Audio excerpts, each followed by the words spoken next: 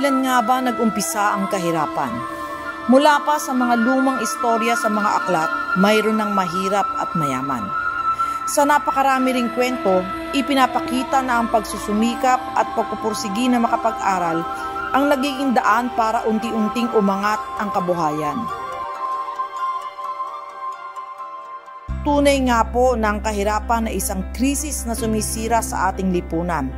Isang krisis na nag-aalis ng dignidad ng mga individual at nagpapahina sa pag-unlad bilang isang bansa.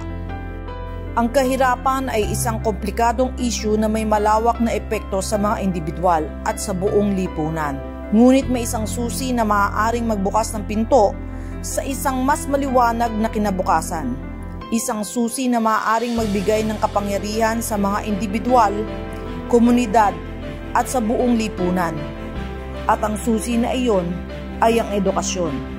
Gayunpaman, para sa maraming mga individual na nabubuhay sa kahirapan, ang edukasyon ay nananatiling isang luho na hindi nila makakamit.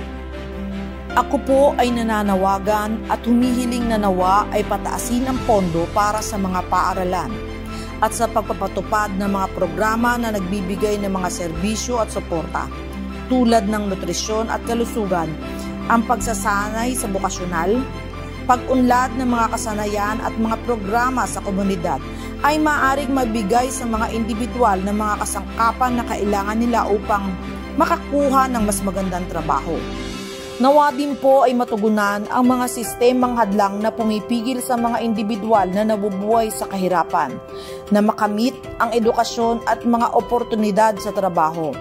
Kabilang dito ang pagtugon sa mga isyu tulad ng diskriminasyon, ang hindi pagkakapantay-pantay at ang kawalang katarungan sa lipunan.